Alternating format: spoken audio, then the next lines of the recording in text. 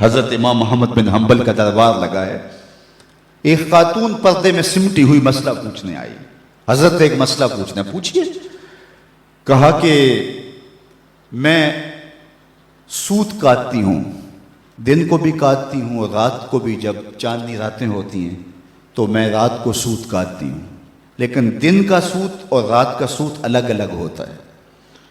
کبھی کبھی ہوتا ہے کہ بازار سے بادشاہ کی سواری گزرتی ہے اور سواری کے گزرنے کی وجہ سے ماحول میں روشنی زیادہ ہو جاتی ہے، تو اس میں جو سوت ہوتا ہے وہ کوالٹی میں بہتر ہوتا ہے، اور میں جو اس روشنی میں کاتا ہے اور جو چاند کی چاندنی میں کاتا ہے ان کو اکٹھے ملا کے فروخت کر سکتی ہوں. اللہ اکبر. امام احمد بن حنبل نے خاتون سے کہا کہ اپنا تعارف کروا سکتی ہو، تم کون ہو؟ اس خاتون نے کہا سائل کی ذات نہیں پوچھی جاتی، آپ مفتی ہیں فتویٰ دیجئے. فرمایا نہیں، بعض مسائل ایسے ہوتے ہیں کہ سائل کی حیثیت سے مسئلے کی نوعیت بدلتی ہے، آپ کو بتانا پڑے گا کہ آپ کون ہیں. اس نے کہا میں بشر حافی کی ہمشیرہ ہوں. کہا خاتون تمہارے لیے جائز نہیں ہے.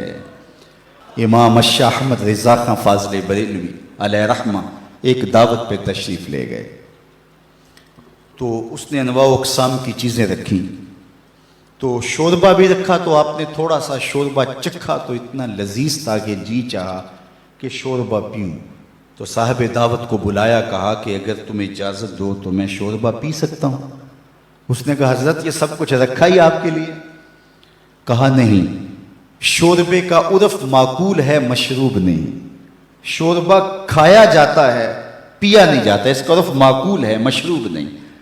تم نے شوربہ تیار کیا ہے کھانے کے لیے، سالن کے طور پہ، اور اگر میں پی لوں اور میرے دیکھا دیکھی باقی بھی پینے لگے تو شوربہ تو ایک جھٹکا بھی نہیں لے گا اور تمہیں شرمندگی ہوگی.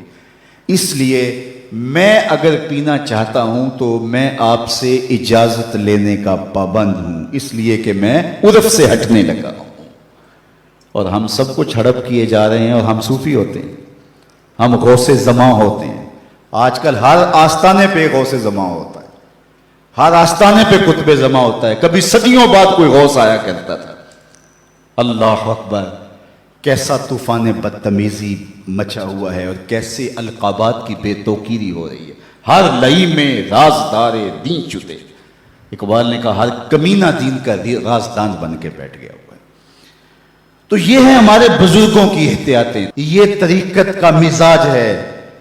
علامہ اقبال نے ایک جگہ لکھا ہے کہ جب تصوف فلسفہ بننا چاہتا ہے تو فقیر کی روح اس سے بغاوت کرتی ہے، اور اگر تصوف رہے تو کون تصوف کا ماننے والا نہیں ہوگا.